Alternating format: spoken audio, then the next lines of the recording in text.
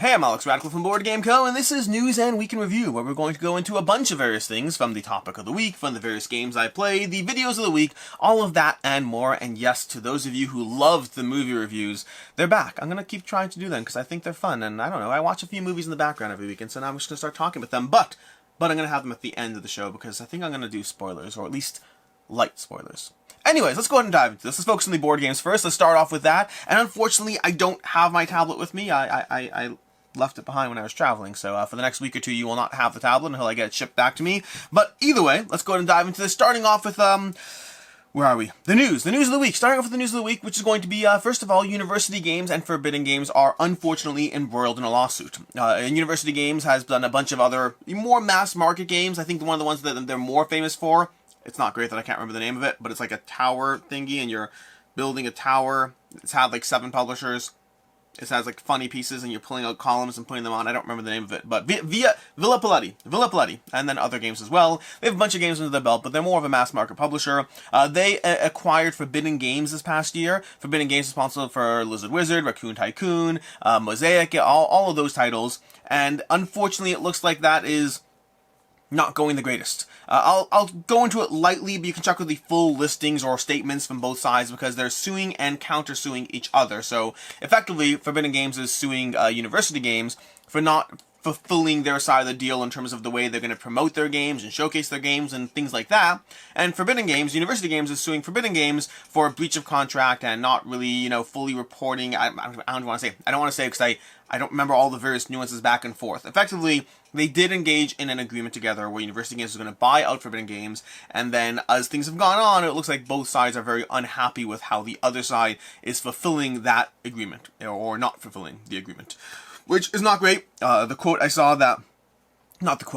I saw that most accurately reflects my own opinion of this is the only real winners here are going to be the lawyers. That's what it is, unfortunately. It's never good to have any kind of lawsuit, but ultimately, the reason the law is there, the reason lawsuits do exist is, well, lawsuits exist for a whole nother category of reasons we won't get into, but the reason this lawsuit exists and the reason the law exists here is because sometimes reasonable conversation does fail, and even though everyone's going to lose a little bit once you go to court, if the alternative is you feel you can't get any sort of win, sometimes it's the best option, no matter how sucky and frustrating it might be. So that's where we are. Not fun, don't love it, but there's a lawsuit going on. Then we have, in slightly better news, in Black Friday news, or Black Friday weekend and all that, and there's so many things going on, there's so many deals from Miniature Market, from Amazon, from whatever game store or publisher you frequent, there's a ton of deals going on. But one I'll just mention, because it showed up in my inbox and I was excited about it, is Chip Theory Games has the Too Many Bones brass mags are available for sale. So if you do want to unnecessarily spend way more money than you ever should on a game, well, that's what the Food Chain Magnate campaign is for. That's the topic of the week, by the way. That's foreshadowing. We're going to have that as topic of the week. But additionally, you have the metal miniatures, the brass mags from Chip Theory Games, who have not done a crowdfunding campaign around this. I don't know if they plan it or not. My assumption is they were always resistant. They have always been resistant to the idea of doing this. The way they always put it is, it's an unhealthy amount of extra money to spend on a game that doesn't need to have that money spent, so we don't want to do that. I think they eventually caved to the public demand around doing it, but they're not making it into the big giant thing they could, because I think they feel a drop uncomfortable that this exists. I mean, from talking to them, they always seem self-conscious, like, we don't recommend this, we don't think you should get this, but if you really want to get it, fine, we'll make it for you. That's going to be the brass mags for Too Many Bones. Then additionally, we have Hasbro picking the winners of Hasbro apparently ran a contest for a bunch of women-led mass market game designs or whatnot that they're dealing with, and they picked the winner for that, so I'll include a link. I'll include links to all these things down below. I'm sorry I don't have the screen stuff for you this week. We also have Asmodee. Asmodee going into some of the restructuring. There's a few articles about this, but effectively months ago we reported that Embracer Groups was reporting losses, and the Embracer Group, which is the company that owns Asmodee, they had been cutting a lot of their various costs and expenditures and all that in a variety of areas. A lot of video game development, studios being shuttered, people losing their jobs, lots of that stuff that has been happening in Embracer's other holdings, but we're seeing some more information and news around how it's spilling into Asmodee and how that's spilling into the board game market. So this is the kind of thing that's probably worth reading to just understand some of the behind-the-scenes stuff that goes on behind the largest board game publisher in the world right now, which is Asmodee. Asmodee is, I think, the single largest board game publisher, and there's a lot of things being affected because of Embracer Group's, decisions that they're making and how they're consolidating costs and tightening things up. In general, when you have things like this happen, sometimes it's very healthy, sometimes it's very good. You're preserving the the nest egg and you're making sure everything works well. Other times it's sucky and just there's different reasons people lose jobs. Sometimes it's good and it's for the health of the company and it focuses on your core competencies and does well. Other times it's just ways of making more money, and it's complicated. Life is very complicated. I don't know nearly enough about the behind the scenes here to be able to say any individual cases. But yeah, Asmodee is getting some major restructuring going on. That's the little bit there. Then we have Ryan Dancy from AEG. He basically had an article over on, I want to say it was on Dice. Oh my gosh, I can't remember which site it was on. Dice. Well, no, oh my gosh, Dicebreaker. I want to say it was on Dicebreaker, I think. But either way, it might have been on Board Game. Might have been on a different site. Either way, I'll have a link down below. But Ryan Dancy had an article, had a bit of an interview about crowdfunding, things AEG has learned and developed, and changes in crowdfunding over the past years. They talked about a variety of things, from the types of marketing that work, the change in influencers and how that's been a factor in thing, the general nature of crowdfunding and what they've seen. And keep in mind, by the way, this is good information to have, especially if you're a board game publisher. This is good information to have, good information to absorb. Factor in, this is coming from one side of one publisher, and there are so many different people in the board game space, so many different companies in the board game space, so just make sure to take that into account. And speaking of which, over on Board Game Serp, I did an interview on behalf of Gamefound over on Board Game Serp. If you want to, sorry, not Board Game Serp, Meeple Serp. I did an interview on there. I'll link to that down below. But if you want to spend an hour talking with me about Gamefound and why Gamefound and when to not use Gamefound and pros and cons and the single thing you should focus on if you have to focus on one thing, very helpful information in my opinion for a board game publisher or someone looking to launch in the board game space. And Meeple Serp in general, fantastic channel if you haven't seen them before, but highly recommend checking them out. And so that's what we have over there. That was all the things we have. No, wait, one more. And on more exciting news than just, board game crowdfunding stuff. Well, I guess this will also probably be board game crowdfunding stuff. But John D. Clear is going to be heading the Mistborn Deckbuilding game. This is going to be in association with, oh my gosh, Brotherwise Games. Brotherwise Games, they are, obviously Brandon Sanderson. They have a few collaborations with them. They've been doing some RPG stuff, some miniature stuff. Now they're doing a Mistborn Deckbuilding series. I would be less excited about that, except it's from Brotherwise Games and John D. Clear, and that makes me more excited about it. So if you want to check, keep your eyes, keep your ears... Keep your ears peeled, your eyes tuned. What's with the words today? Keep your senses sharp and awake and ready for whatever's coming out for the Mistborn deck building game. Again, the fact of some John D. Clear has me excited. He puts out a lot of games, and inevitably, I don't keep all his games. I don't keep anyone's all their games, but I have liked most of his games and kept many of them. So, John D. Clear, check it. Keep your ears. Is it eyes peeled or ears peeled? Both of them are gross. Both of them are gross statements and descriptions. I don't like either of them. Keep your eyes out? Why can I not think of the phrase? What do you keep peeled? Do you keep your eyes peeled or do you keep your ears peeled? And why is that a thing?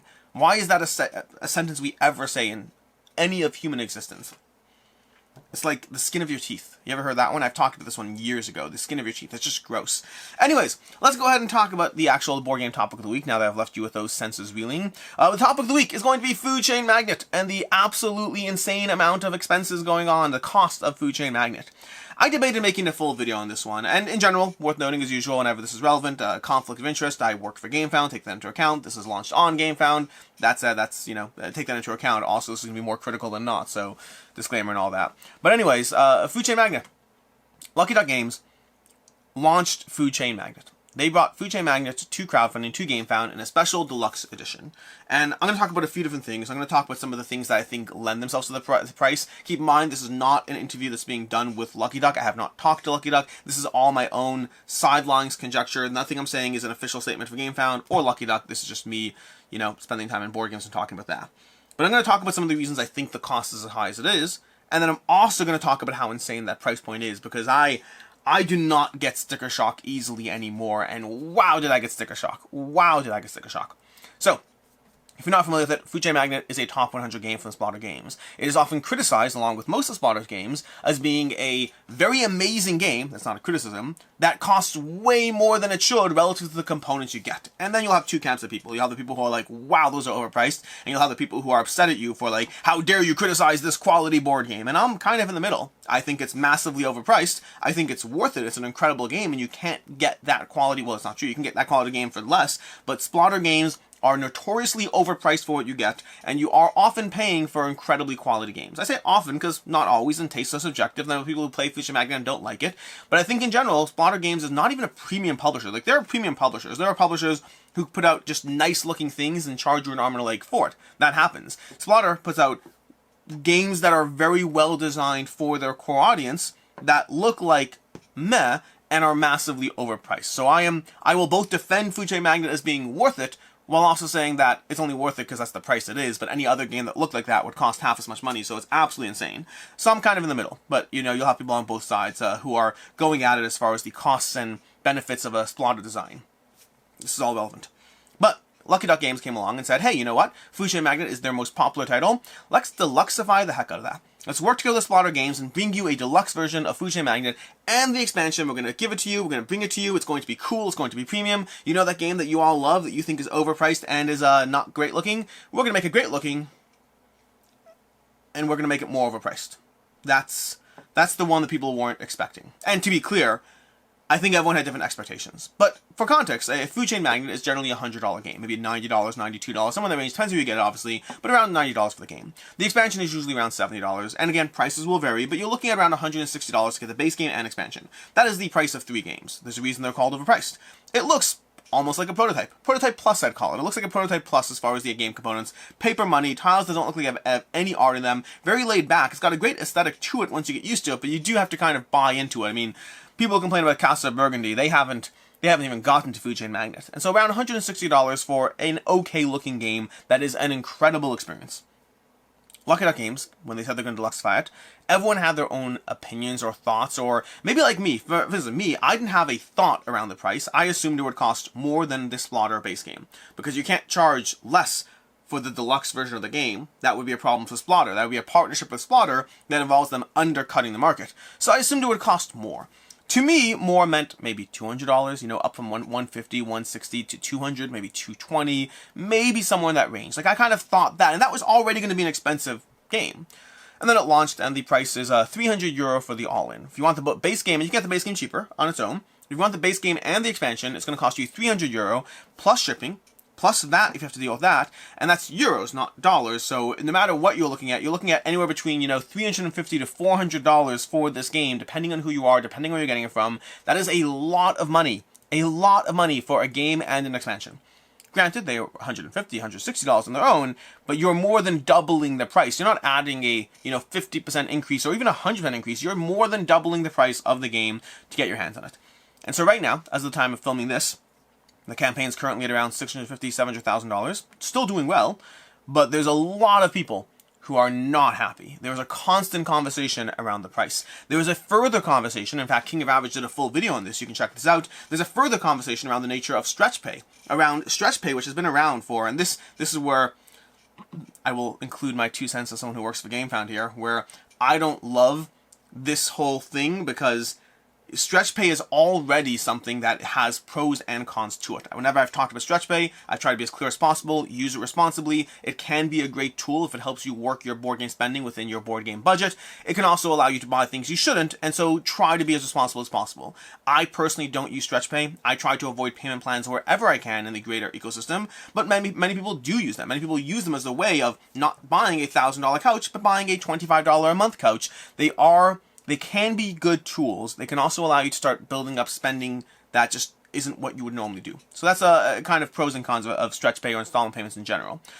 And I don't love how there is a sub-conversation going on around how stretch pay, the nature of stretch pay, allows board game publishers to charge a higher price than they ever would, because, hey, we'll just say it's, you know, $100 a month instead of $300. So it allows you to charge more than you otherwise would, which is not the intent of stretch pay. The intent of stretch pay is absolutely to enable people to spend money that they wouldn't otherwise spend. The tricky part is it because they wouldn't because of budgeting, or they wouldn't because they shouldn't? That is where it gets very iffy and hard to analyze.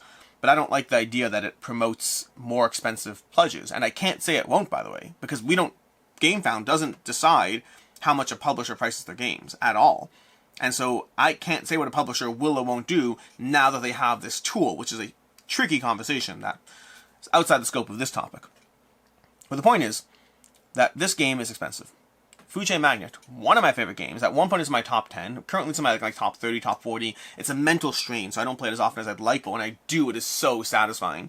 But Food Chain Magnate is an incredible game, one that I thought was definitely going to go ahead and back, and I may well get one from Lucky Duck. This is always the tricky part of being a content creator. Like, even as I put out this video, I may get one from Lucky Duck. I have no idea. But if I do get one, know that I either got it from a fan or from Lucky Duck, because I'm not spending that much money on a game. I'm just not. Not for a game that I play maybe twice a year. At paying $300-400 for that, that's just not worth it to me. As much as I want it, I do want the game. I think it looks cool. I think it looks great. I think Lucky Duck did a fantastic job of deluxifying the heck out of everything in that game. There are some small criticisms. I've seen people talk about the numbers on the houses. I think it's a reasonable conversation, and you know, you could obviously solve that with paint, but that's already more work. I don't know. Either way, small criticisms. For the most part, though, I think it looks fantastic. I think I'm definitely the target audience as far as the visual aesthetic, what they do with the game, how deluxe they made it look. I want that game. And there's no way on earth I'm paying $400 for it. No way on earth. And again, that price is inclusive of tax, inclusive of shipping, inclusive of everything. It might be a little less than $400, it might be closer to like $370, $360. Haven't done the exact math of what it would cost me because I'm not even going to bother to check it out in my cart. I love that game and I'm still not backing it. Now, there's a variety of reasons why that price is there, and there's a variety of reasons for the pushback. And this is just to, this video is not, this topic is not really a defense or an attack of Lucky Duck. Lucky Duck is working with a partner. That's the first thing to note, is Lucky Duck is working with a partner, which means in addition to the usual things we already don't know. No, you always don't know things. You don't know the costs. I mean, do you know how many unique sculpts there are? People are comparing this to the Castle of Burgundy, but do you realize how many unique sculpts there are in this design? It may not seem it at first, but there's a lot going on in terms of the miniature production, in terms of the things that went on behind the scenes. This is not going to be sold ongoing, infinite, ad nauseum. This is, I believe, it's Gamefound exclusive. I mean, it's very limited, so they have to make sure those costs are all taken into account in the crowdfunding campaign itself. And so I don't know the costs that go on behind the scenes, but in addition to that, which is always true, you never know the costs.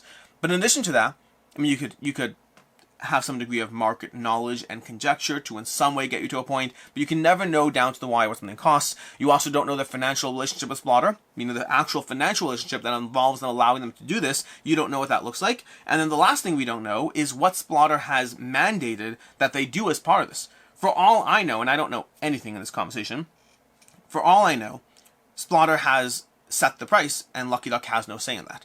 I just don't know that. Now, doesn't mean you should or shouldn't back it, but it does mean just be mindful as people attack Lucky Duck, because there are people who are attacking Lucky Duck for, like, you know, there are people who are legitimately hoping that Lucky Duck will fail as a company because of this campaign, and that's why I'm like, chill, bro. It's a board game. How about we not wish a lack of livelihood to people? Just don't buy it. Like, you could just not buy it, but instead people are like, I hope your company fails, which is a level of... It's a level. Like, you don't owe companies anything, but, like, dear Lord, there's a level. But anyways, so yeah, we don't know the reasons for the cost. We don't know the reasons for the pricing, but there are a lot of things that can contribute. Part of it is that Splotter has to inherently protect the desire for people to buy their game ever again. So right now, the net result of this campaign has been it introduced a lot of interest for Food Chain Magnate, and a lot of people who are like, forget this campaign, I'm just going to go buy Splotter's next reprint. Which, from Splotter's perspective, that's good. It maintains interest in their game. You know what could be a problem for them? If this game was priced at $200, and then forever onwards, people were like, I don't want to get the Splotter one for $160 when I could get the deluxe one for $200, but you can't get the deluxe one for $200. Yeah, but the $160 seems like even a worse deal. Meaning perception is a big deal in things. Perception is a big deal in terms of why things are priced certain ways, and you can't undercut your partner. So there is a conversation where the game might have had to be priced a certain way to never make the Splotter version look like a bad purchase. It's not in Splotter's best interest to engage in a one-time partnership if that one-time partnership hurts their sales of their game forever onwards. That's one factor just to take into account in general. Another factor for the pushback, especially when you compare Castles of Burgundy to Food Chain Magnate, because they both have deluxe editions, another factor to be mindful of is the fact that people who are upgrading from Castles of Burgundy to the Castle of Burgundy all-in. If you went all-in Castle of Burgundy, it was close to $300 for the all-in. And at that point, if you're going from being a huge Castle of Burgundy fan to spending around $300, you're giving up a $40 game. That's what you're giving up. Maybe you'll sell it, maybe you'll gift it, maybe you'll trade it, but it's a $40 game that you're giving up while you make the next jump to, oh my gosh, I want to spend everything on Castle of Burgundy. Versus when you're talking about Food Chain Magnate, people who are huge fans of Food Chain Magnate are already $150 in the hole on the base game. So again, you could sell, trade, or gift. You could, but the mental hurdle is you're already $150 in the hole before you go spend another $350 to $400. So not only is it more expensive than Castle of Burgundy, the original base thing that you own is more expensive, which means you're either targeting someone who's new to Food Chain Magnate and hoping that they'll spend $400, which is insanity for someone to spend on a single game and expansion for like what you're getting for $400 compared to what you get for $400 all in some other games. It's a little bit insane to spend that much if you're not already a fan of it. But if you're already a fan of it, you're probably already $150 in the hole, which is another mental mind game to be mindful of. And so I think there are a lot of things. And again, if you look at the actual game, the amount of art, the amount of unique sculpts, the amount of things going on, I don't even think the prices are crazy. I think they're expensive. I do think they're expensive. I'm not, again, bystander rules, popcorn analysis over here. I do think it's expensive for sure. But I think some of that is going to be related to the actual costs. Some of that's going to be related to the partnership with Splotter. Some of that's going to be related to the fact that it's a crowdfunding exclusive. Those are all things that will feed into the higher price. None of those things means you should buy it. Not a single one of those things means you should buy it. I'd argue you probably shouldn't. For most of you, I would argue you shouldn't. I think at $400 for a game, you need to be playing that game multiple times a year and love it for it to be worth it. Because none of this is analysis whether it will hold its value. It probably will. I hate to say it. I hate to say it, but it probably will hold its value. Expensive things that are hard to get your hands on and that are popular are going to hold their value regardless of the market price set force. It just means it's going to be something that's sought after by a select few. A premium product that many people don't have access to. And those that do in the years to come will be buying it for $800 on eBay because it's the only way you can get your hands on it. I don't know if you remember, but they've always been these things. They've always been like, a $300 version of Small World, a $200 version of Takenoko. There's always been deluxe over-the-top games. Remember when a Giant Azul came out? And people always criticize those prices, but when you look for those things down the road, they're only more expensive, not less so. Because the opportunity to get them has passed, and the demand for something premium around something people love is still present. And so the holding its value part, which I'm sure we'll talk about in the Monday video, that's present on Food Chain Magnate. The absolute obscenity of $400 for this, and it's in a matter of opinion. I mean, that's the tricky part. I feel bad saying absolute obscenity when I'll sit there and spend $300 on the next Marvel United All-In campaign, and like people, Food Chain Magnate fans are like, so Alex, you'll spend $300 on that junk game, and this for $400 is too much for you? And the answer is yes. I play Marvel United on a regular, frequent basis. I play Food Chain Magnate maybe twice a year. So yes, for me the answer is yes. But also just looking at what you get out of it, just the perception of value, not related to market value of what it'll hold later, but the perception of value for me feels off. And if I'm going to spend $400, I want to feel like it's worth it. So I'd love to get my hands on this one. I understand why it's priced high. I think it's expensive. Over in my Discord, there was a conversation. There was a member of our Discord who we all wanted to chip in and get it for him because like a birthday present. Just the fact that honestly the guy's just a great moderator of the community and really helpful and just a huge prince of a human being. And everyone was having a conversation around like before the game launched, we were all gonna be like, we're gonna get it for you, we're gonna get it. And then after it launched, everyone was like, no one's getting this. No one is getting this. And there are still people getting it. There's a reason that's at $600,000. It'll cross $1 million. It might end at like 1.3, 1.4, current trajectory and all that. Maybe 1.5, we'll see. And things could change depending on what degree of change there is. But, I mean, it's still getting a lot of people. But certainly not as many as who wanted to get it. So yeah, that's our topic of the week. Food Chain Magnate and the constant increase of prices in board games. And let's hope that's not the ongoing trend. Anyways, with that, let's go ahead and dive into the Week in Review. The Week in Review starting off with a few games, and some of these are games I'm going to have reviews and coverage for, but I usually try to talk about ones that I don't have like coverage coming up for, but I want to, so we're going to. But Lands of Galzier. I started playing through Lands of Galzier. I need to play through it more before I actually talk about it. So far I'm in a weird place where I'm pretty sure I know what my review is. Most of the time, by the way, after a single play, I already know my opinion on a game.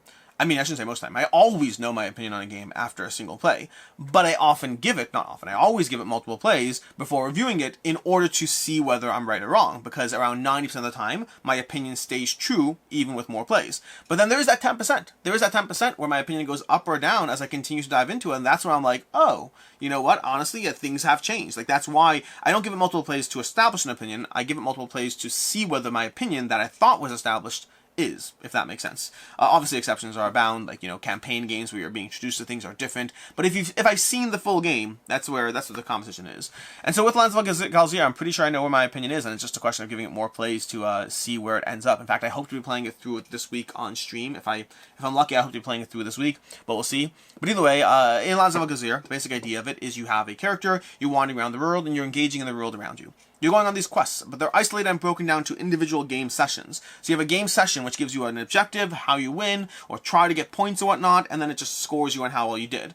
But in that session, you're just spending time wandering around the world, engaging a quest, and then you pack it all up, and then you dive back in for the next session, whether competitive or solo or cooperative. The next session you dive back in, but now you have things that you've gotten along the way, and the world might have been affected. There might be things in play. There might be, like, dens you found, or labs, or people, or interactions, or conditions. There'll be things that have stuck over from game to game. But each session is broken down into its own separate session, just with carryover. So now you have a bunch of items. Where'd you get those items from? Well, the last time I played. So is it ongoing? Is it a campaign? No, I just start this game with those items. But then how does that correlate to your score? Well, we can only hold 3 items. So as I get more items, at a certain point, it is what it is, and things will go away.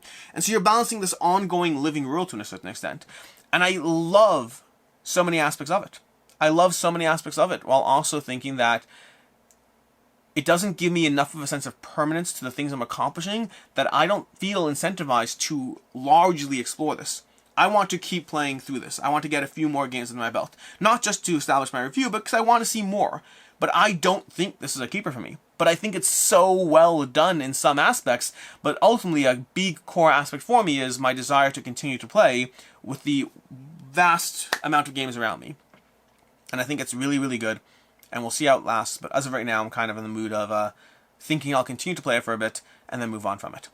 Then there's It's a Wonderful World, which is a game I keep playing. It's like, I don't play it on a frequent basis, but I keep coming back to it. I don't own it. I play it on BGA these days. I got rid of it a while ago. I think It's a Wonderful World, from Lucky Duck actually, is a really good game in some aspects of it, but I find myself constantly spending the first round or two of play just feeling frustrated by how little I'll get done.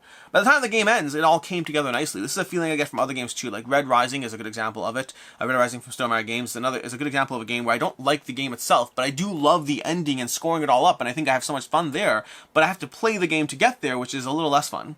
So It's a Wonderful World. I still dive into it. I have a friend who really likes it, and they'll constantly ask to play it, and I'll be like, sure, and I'll play it. And every time I'm frustrated at the start and satisfied at the end, but I'm still constantly frustrated at the start, which makes it a game that I am mixed on for sure. And there's Nemesis Retaliation. Nemesis Retaliation is another game I had a chance to play this past week. In fact, it was on the table last week, but it's on the table again this week because I already played it. Since talking to you, I've played it, but I will be playing it again because hopefully we'll be doing filmed gameplay content for you. I know the campaign's already live. The Nemesis campaign is already live, breaking all kinds of Gamefound records, by the way. But the campaign's already live, and the only problem is I only got it like a week before the campaign, and I only played it for the first time like 2 days before the campaign. So here I am today telling you that I will have coverage for you, but it's not in time for the campaign, unfortunately. But anyways, Nemesis Retaliation. So I'll be diving into that, but short thoughts on it so far. Just I've played the original Nemesis, I've played Nemesis Retaliation, I have not played Lockdown, unfortunately. I need to at some point. But Nemesis Retaliation keeps the core cycle of Nemesis, but it has you exploring a spaceship. There's a lot of little rule differences. I'm not going to get into all of them. There's like, life support and oxygen and a robot. There's all these other side things going on, but the two main things that stick out to me are you have a much higher sense of exploration of the board because you're building the board as you go. Some things are locked to a degree and there's some degree of patterns, but the board is building as you go. But then also, there's a whole lot more shooting and killing aliens. It feels a little bit more run and gun than past Nemesis have. Now, don't get me wrong, the Queen is still a terrifying threat who you'll have to jump through hoops to kill. There are definitely senses of survival within it that are absolutely present, but it's a little bit more run and gun than past Nemesis, which I like. I like being able to kill a few more things. I kind of like the zombicide model of you kill most things, but they can overwhelm you, but then abominations show up and good luck, please try to survive. I like that model and I appreciate it in Nemesis as well, Nemesis Retaliation, so it feels a little zombicide in that. Very, very different. It's not zombicide at all, but I so far enjoy it. I'll be playing it more to dive into it more fully and give you more context and opinions and all that, but so far it feels like Nemesis in a way that it might be my favorite version of Nemesis, but I really need more plays. I need more plays. Nemesis in particular is one that, like, I've had good and bad experiences of it. And that's a good example where, because I've had good and bad experiences, I'm always so wary of I'm so wary of Nemesis because of it. A game that always gives you good experiences is one thing. A game that gives you mixed experiences is a whole different conversation. And lastly, Timeline. I played a ton of Timeline this past week. I actually introduced my kids to cardline animals, as well as some Timeline. Some of my older kids have played already, but I've been diving into it again with them. Going through it, really enjoying it. I think the Timeline is absolutely fantastic. And I think the Timeline is absolutely fantastic. It's held up for a long time for a reason. I really enjoy it, and I had a lot of fun arguing with my kids over when toothbrushes were invented and all that kind of thing. But that Timeline, those are some of the games I've played this week, which brings us to the week in review, starting off with Saturday. This past Saturday, I had 3 party games that didn't work for me. There's a video on 3 party games. It was, I can't remember the names of them. There was a game where you basically sorted various figures. You sorted various blocks into patterns to try to get people to recognize them. I didn't love it, unfortunately. It wasn't for me. There was everything. I can't remember the names of these party games. There was the party game from the people who did, oh my gosh, from the people who did Sagrada Artisans, Floodgate Games. It's like everything, not everything, everywhere, all at once. I can't remember what it is, but it's a game about everything. It's a game about you're trying to do everything from a category. Film stars from the 1980s. I don't know. That's actually too vague. It's usually something like hats, and then you can just list all kinds of hats. I thought it was a little too open-ended as far as what it did. And so overall, it's just 3 party games that, and the last one was a little bit of a how dare you, which is all about trying to outdo your opponent, but knowing when to back off. Overall, I thought they were all fine. From the 3 of them, 2 of them I had fun with, but I don't feel the need to really play again. And the block one, or the shape one, did not find enjoyable. Found it very frustrating enough for me. Later on Saturday, we had a Zombicide DCeased. I gotta stop saying DCeased. I got so much flack over it. We had Zombicide DCeased from Command Games, and that was a gameplay on hard mode. So we did a gameplay on hard mode on the channel. AP and I dove into it, and you can check that out to see if we won or lost. But it's definitely a bit of a challenge figuring that out. And then later in the week, we'll talk about that soon. Sunday we had a Horizon Zero Dawn vlog, basically just a trip to Steamforged, talking about Horizon Zero Dawn, just myself, Grant, Meg in the video, going through other people as well. I missed Mark Dainty, he was there, but I just didn't pull out my camera while I was with him. A balance of vlogging in general, it's always hard, is knowing how to pull it out often enough that you have something comprehensive to show people, but not doing it so often and so annoyingly that you're in their face with the camera when they didn't ask to have that happen. So, complicated for sure, but ultimately we did a vlog of the Steamforged trip for Horizon Zero Dawn, just going over it. I like the Steamforged people a lot, had a lot of fun with them, played Blood on the Clock Tower with them 3 times while there. Yes, I will have a full video on that, but we'll get into that another day. Anyways, then later we also had the month in review, just the usual month in review, going over things the past month, all the various highlights, you can check that out. Then we have Monday. Monday was 2 back and back, going through a bunch of crowdfunding campaigns, and yes, there will be another 2 back and back this Monday as well. Then we had Tuesday, we had a Divinity tutorial, Divinity Original Sin. We did the tutorial playthrough, you can check that out. There'll be more content coming for that soon. Later on Tuesday, we had it was a paid gameplay. Later on Tuesday, I had a review for Shards of Infinity. I think Shards of Infinity is fine. Ultimately, I find myself always going back to Star Realms. Anyone who likes Shards of Infinity more, I get it. They're very similar games, and Shards of Infinity does the drop more. I just find the simplicity of Star Realms, I keep going back to it. Kind of reminds me of Winter Kingdom versus Kingdom Builder. I think one of them is an objectively better game, and I find myself playing the other one more. Then later on Tuesday, we had a Horizon Zero Dawn First Impressions. This is Meg and I going through our first impressions of Horizon Zero Dawn. Full disclaimers of the fact that they flew us in for the trip. It's not paid coverage, but they flew us in for the trip. And also that we didn't get to see every aspect of the game. We only got to see certain aspects of the demo, which limits what we can talk about. But we did talk about that in that video. Overall impressions are, I think it's clearly a much better version of Horizon Zero Dawn. Also, that does not guarantee that we'll like it 7 games in. So there is that. That's the short version of the video. But past that, on Wednesday we had a DCeased Nightmare Mode. So we had a DCeased Nightmare Mode. Give me a second while I figure out why my screens just went all dark. Is it going to fix? Am I still filming? I'm still filming. Anyways, later on Wednesday we had a DCeased Nightmare Mode, going over this with AP. I dove into it back again, and this time things went horribly wrong, and we died very, very quickly. But if you want to see how entertaining that goes, you can check that out. Then later on Wednesday we had a review for Hens. I think Hens is a fine game. It didn't really overly impress me, but I certainly had fun playing it. But it's ultimately all about laying hens together, trying to create patterns and structures. I think it's fine. There are other games that I think do it better for me, that are more interesting. Even games like Keystone North America is a very similar numbering pattern system, but with a more robust game behind it. And then later on Wednesday we had a 5 more mini reviews, just going through a bunch of small reviews. I have a bunch of these videos lined up. I don't put them out as often as I'd like, but I have a bunch of these like small mini game in a single video reviews coming, and there'll be more coming, with songs possibly, with songs. Then we have Thursday. Thursday we had a 10 games I backed all in with no regrets. This is basically a video that went up on Thanksgiving. I'm always nervous to put up a video on Thanksgiving, because do I either take something that's going to underperform anyway and bury it on Thanksgiving, because Thanksgiving is notoriously bad view numbers compared to the rest of the day, the rest of the year, but alternatively, do I not? And this video I actually debated pushing it. The reason I didn't is because Come On currently has an active crowdfunding campaign, and so at the end of the day, I think it's a relevant conversation to be had while you have, you know, Nemesis going all on, while you have Lucky Duck-ish, but Future Magnate-ish, not really, but more Come On and Nemesis. I thought it was relevant to have the conversation now, so I kept it up. But basically, it was 10 games I backed all in with no regrets. The idea being that they're specifically more than no regrets. The idea of the video are, what are the games that I've gone all in on, and I feel I've benefited from the content enough to have gone all in on. The reason that's more specific than no regrets is there are a bunch of games in my collection here that I've gone all in on with no regrets, and I still think I shouldn't have. No regrets and shouldn't have are different conversations. So this is specifically games that I've benefited from the content, and to that end, I think it was a right decision for me.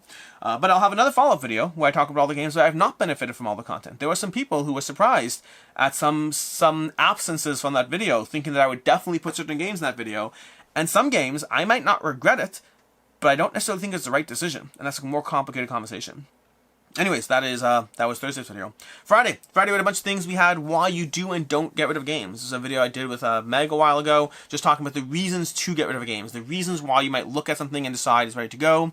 And then later on Friday, we had a Where Are They Now for the month of November, the usual video series where we talk about the games I reviewed, the games I've played over the past 5 years, where they are, how time has affected them, and all that for the past 5 years. And then we have from there, we have today. Today we'll have a few things. We're going to have a review for Nightfall going up. Nightfall from, from Red Raven Games. Always forgetting the publishers. Red Raven Games. And then we'll have a review for the art project from the OP going up as well. 2 reviews going up later today on the channel. Next week should be a fun list of videos. We're going to have a 5 ethically complicated questions video. This is basically a video I did where I go over a bunch of ethically interesting questions and try to have you step into the shoes of some of the decisions that publishers have to make and just think for yourself how you would do them. The point of the video is not to say that something is the right decision when it's ethically questionable. The point is to try to empathize with the decisions being made. Watch the video. You'll see what I mean. Watch the video. I try to explain it multiple times. Really not trying to defend any bad practices at all, but I am trying to look for understanding when people engage in decisions that you are frustrated as a consumer.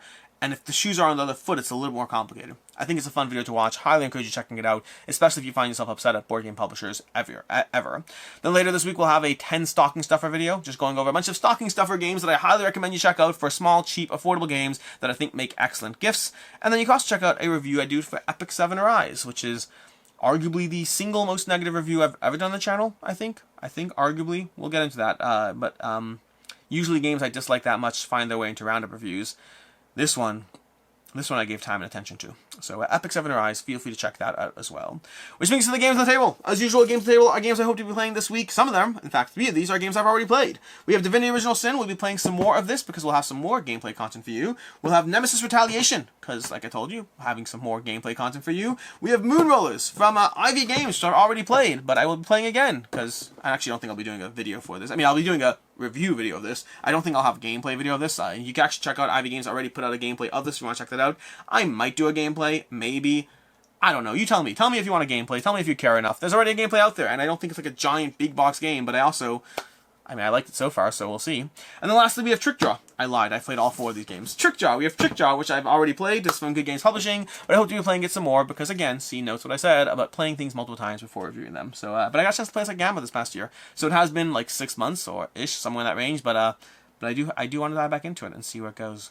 In any case, until next time, this has been a slightly... Oh, my movie reviews. I almost forgot my movie reviews. Gotta do that. I was going to say, in any case, until next time, but I'll do it anyway. In any case, until next time, I'm Alex Radcliffe from Board Game Co. This has been an entirely board game related video with nothing else that aren't board games in it. And as always, I hope you have a good one. Now we'll do the movie reviews. I'll probably do the movie reviews at the end of the video for 2 reasons. One is they're not really board games, so if you don't want them, you can just have already left the video by now. 2 is most of you don't make the way to the end of the video anyway, so if you don't want the board game, the non-board game stuff, you can skip them. And 3 is because I realized last week when doing this that it's really hard. I'm not going to do spoiler reviews, but I will touch upon things that might be spoiler adjacent. Story arcs that are larger in nature, that don't break down individual things. But, like, for example, I'll give you an example. You'll see an example I mean as I go through these. But these are going to be 2 movie movie reviews of 2 movies I watched this past week, and they're not going to be straight up spoilers, but they will have things that in some way tell you some things that happened to them. And so with that warning aside, let's start off with Lone Survivor. And if you're like, Lone Survivor, isn't that like a 2011 movie? Yes, it is. You are correct. But also, Netflix suggested it, so I watched it. Although I thought it was weird, because honestly, given the context of things going on in the world right now with Israel and Gaza, I thought it was a little of a weird time to suggest this one in terms of what it's... I thought it was a little weird. This one was painting very black and white, you know, good and evil kind of sides of different things. There was some nuance to it. It's complicated. Either way. Lone Survivor. Let's talk about Lone Survivor. So again, many spoilers here, but most minor spoilers, but the general idea is, in case you missed it from the arc of the title, at some point in the video, there is a lone survivor. But that is the kind of thing that I will touch upon, like stuff like that. The basic idea follows a troop of people in, in Iraq, I believe it's Iraq, and there are a bunch of, military units in Iraq, and they're on this covert mission to take someone out, and things go south very quickly, and they end up basically all slowly dying, and there's a lone survivor left, and then that's following his journey. But I mean, the problem is, like, it's called Lone Survivor, but it takes like halfway through the movie to get to the part where there's a lone survivor. I thought this was fairly boring, but I also don't think I'm the target audience for this kind of movie. I think the general arc of the movie is something that I've seen so many times that the question is, what's better about this one? Because story-wise, didn't do it for me. The idea that you have a single person left alive after a bunch of things go south in the wilderness and things whatever, like, I've seen that arc so many times that by now I'm immune to the basic idea. You know, good guys work together, most good guys die, one good guy left, has to survive, how does that play out? It's just overdone, and granted, this is a 2011 movie, so, it's been, I think it was 2011, so it's been around for a while, but I wasn't overly impressed. I thought the acting was good. The acting from Mark Wahlberg is the main character in it, and there's a bunch of other characters that I think the acting across the board was good. I think anything to do with just modern military is less my jam to begin with. Even recently, Guy Ritchie had a movie in this vein recently that I love Guy Ritchie as a director, and I thought that was also just not as much for me. I just think the more modern warfare style, like, you really have to grip me, and some can, but it's much harder to grip me with that. I'm so off-put by the theme in general. And so I thought it was fine. I just don't think there was any strong, compelling hook. The greatest compelling hook I could say or argue for in the movie is the nature of there was some degree of humanizing your opponent, which I think is good. I think that was a good thing. And I mean, the idea that they painted like, oh sure, there's different cultures at play, but not everyone in one culture is bad. Not everyone is whatever. And there's a degree of humanizing the enemy that happened that I think was when I think through, was it a complete waste of time or not? It wasn't a complete waste of time, because there was some degree of humanizing the enemy, or the enemy, it's not even the enemy, it's humanizing the other culture. And so I appreciated that. But past that, I can totally skip Lone Survivor outside of that one aspect for it. Then we had, more recently, we had Saw X. Saw the Saw board game on Kickstarter, on crowdfunding, and I was like, you know what, let's watch the Saw movie. Because I watched the original Saw movies back in the day. I watched the original, I think I want to say I watched all of them, but it's been a while, so I may have missed some in between. But I definitely watched the first few. The last one I think I watched was the one, and this is minor spoilers to this, I guess, but I don't remember which number it was. But it was one in which the surprise, the twist at the end, which I thought was really well done, was the idea that at the very end of it, it was kind of shown how they were all kind of fighting each other the entire time to be the last person surviving, and there's a kind of twist that shows how they all could have worked together to all survive the entire time, but separately they all lose. So that was an interesting twist that I really appreciated. But past that, the Saw franchise is built on gore and blood, and people having to make horrible choices that involve horrible ramifications, that is just like brutal, and a lot of people just dying as they can't push themselves past that brink of how far you can go as a human being, and they all rely on that core concept. And I think they started off as being more mentally compelling. And then as time went on, they shifted more and more to like just a complete over-the-top invasion of just gore and just hard decisions. And this one was so much. The Saw X was so much. It takes place, I think, between Saw 1 and 2, if I'm not mistaken. Like, it kind of is a flashback type thing.